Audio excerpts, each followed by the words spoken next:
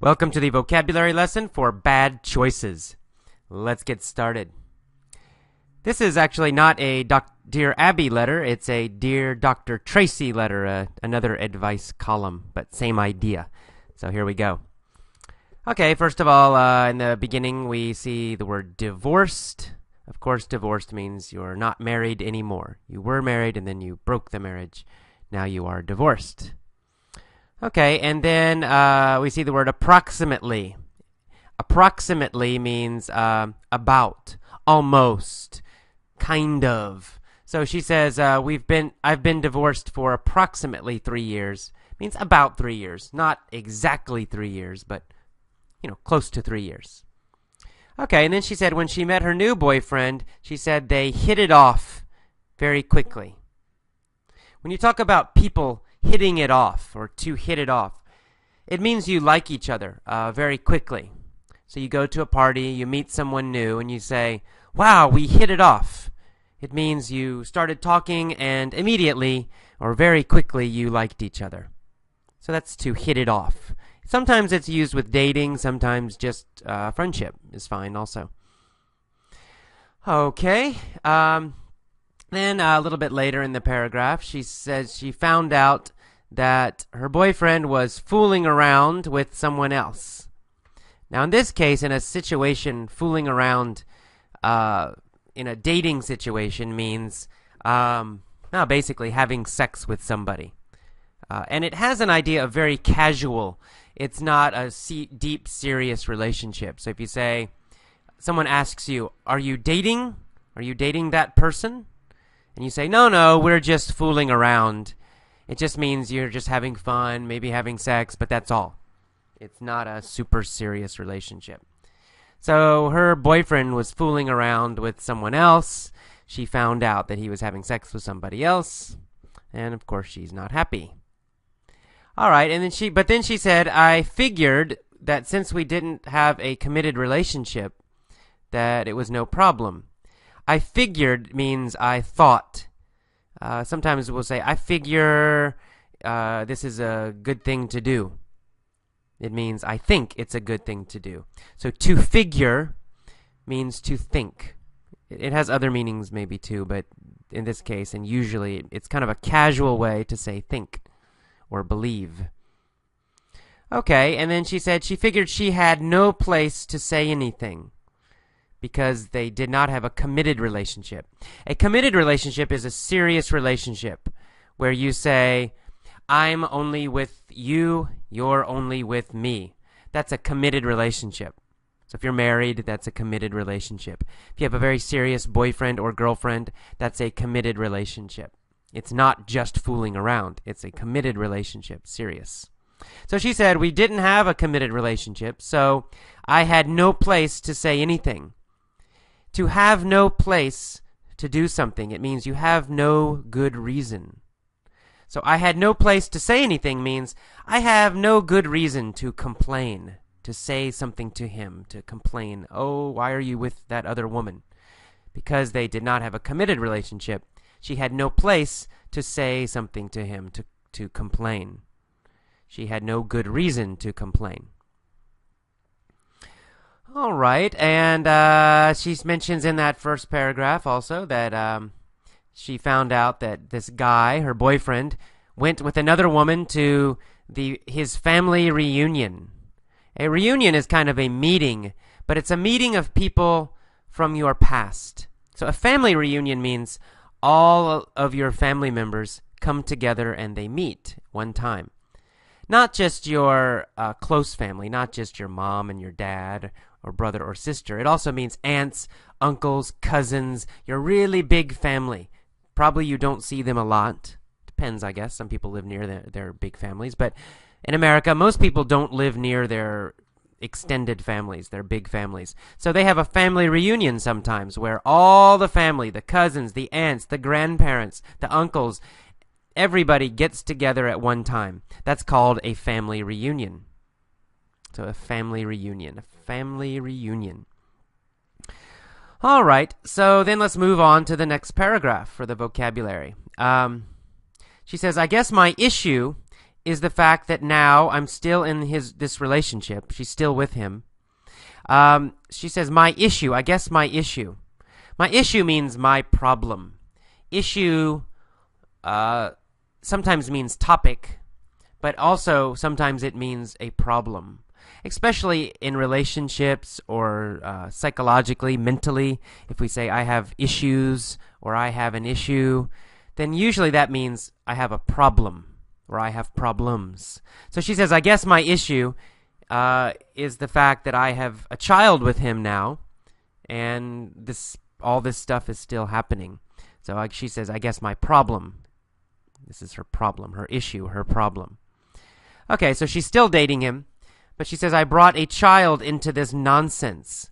So she's dating her boyfriend. Her boyfriend has another woman, and now they have a child together. Oh, it's complicated. Anyway, she says, I brought a child into this nonsense. So brought a child into means just she gave birth.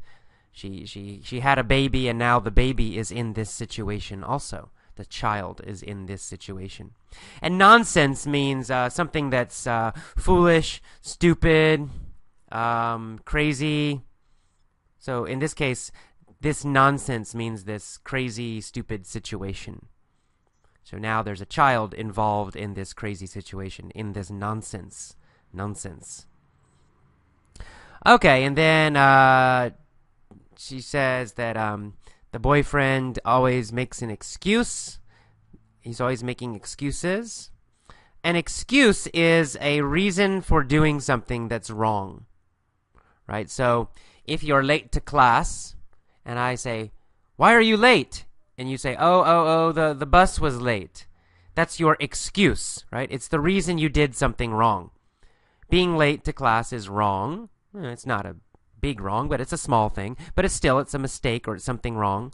And your reason for doing something wrong is called an excuse. So you say, the bus is late. That's your excuse. That's your reason for doing something that's bad or wrong or criticized.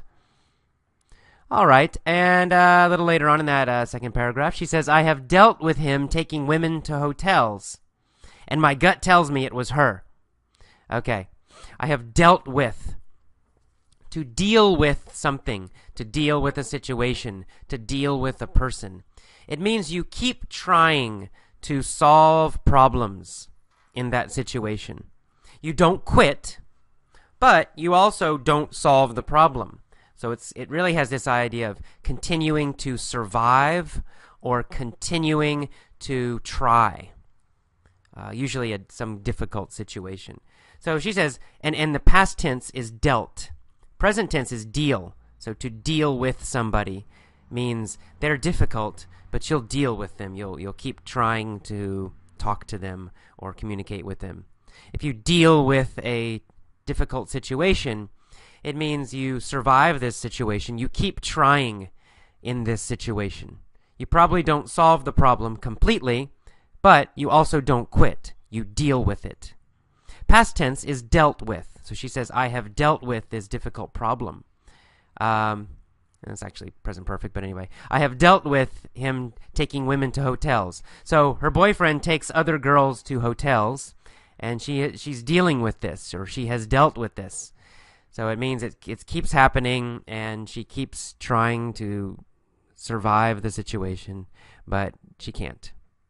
Another word or phrase with the same meaning is to handle a situation, to handle a person. So she could say, I have handled him taking women to hotels. It's the same basic meaning as dealt or deal. All right, and then she says in that same sentence, my gut tells me it was her. Her means his ex-wife, this one person. My gut tells me means you have a feeling, a deep feeling about some information or something. So my gut tells me it was her. It means she has a feeling, a deep feeling that it was this other woman. But she really doesn't know. A gut feeling, or to have your gut tell you, it means it's not your brain. It's not your logical, normal brain, not your normal mind.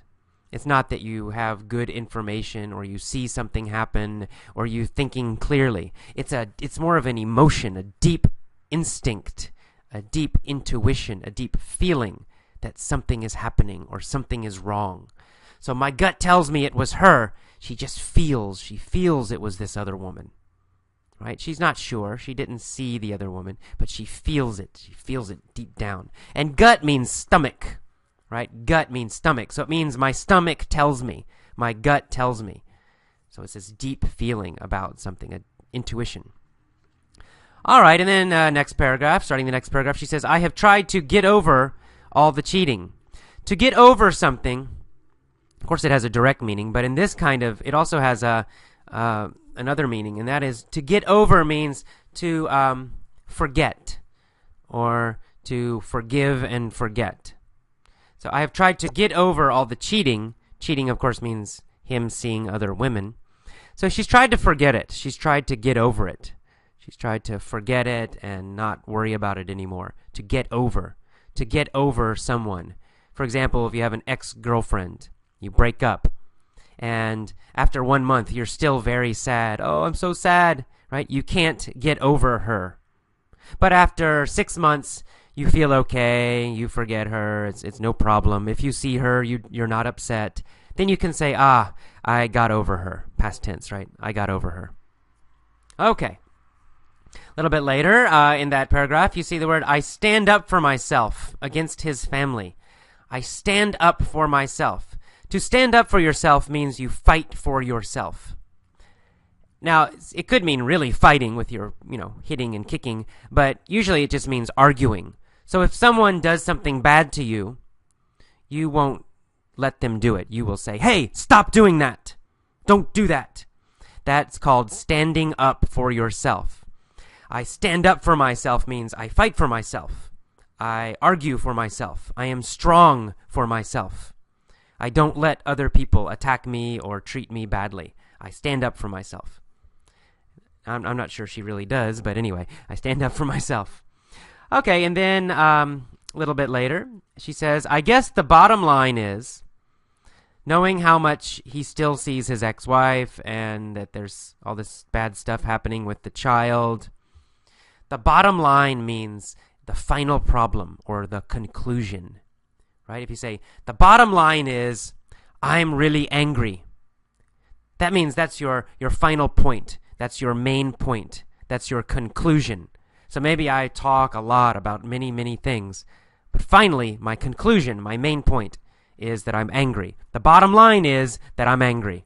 The bottom line is your main point. All right, let's keep going. And he says, I cannot stand her, this other woman. She cannot stand her. If you can't stand someone or can't stand something, it means you hate it. If you say, I can't stand English, it means you hate English. Of course, that's not true, but anyway. If you say, I can't stand Tom Cruise, it means you hate Tom Cruise. So you can't stand something, it means you hate it. And then a little bit later, she uses the phrase that he wants to have his cake and eat it too. To have his cake and eat it too. Or to have your cake and eat it too. This means you want two things, but really you must choose one. Right? So if you have your cake, you keep your cake, then you can't eat it, because if you eat it, then it's gone, right? It disappears. It goes to your stomach. Now you don't have it anymore. So if you have a cake, you can keep it.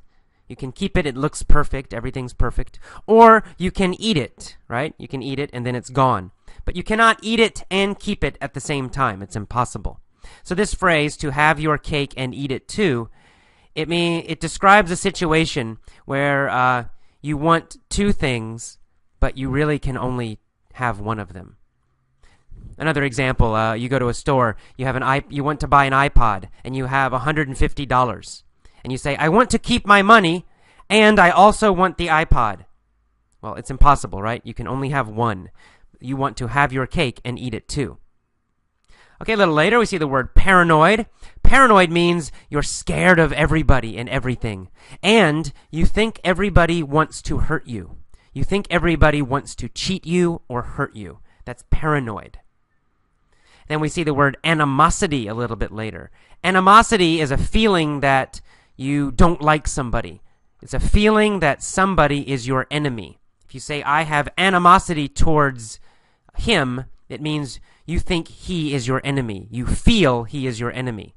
animosity. It means a feeling that someone is your enemy. And then finally, the last paragraph, we see the word dire. Dire. Dire means very difficult or dangerous or terrible. Like a dire situation is a very risky, difficult situation. Maybe dangerous. Or maybe just risky. It means it's easy to fail. It's easy that something bad will happen. Dire, a dire situation. A dire need means you have a terrible need. You really, really need something, or else you will suffer, or something bad will happen. And finally, the last phrase, to hook up with somebody. She says she always hooks up with bad men. To hook up with means to connect. Now, it can just mean to meet. I'm going to hook up with my friend at the movie. That means you're going to meet your friend at the movie. But it can have a dating meaning. If you hook up with somebody, it means you connect with them and you start dating them, or you just have sex with them. If you say, I hooked up with this girl at the bar, it means you met the girl at the bar and you probably went home and had sex. So to hook up with means to meet somebody, but it can also have this idea of just meeting someone and then having sex with them. All right, to hook up with. Let's move on to the mini story now.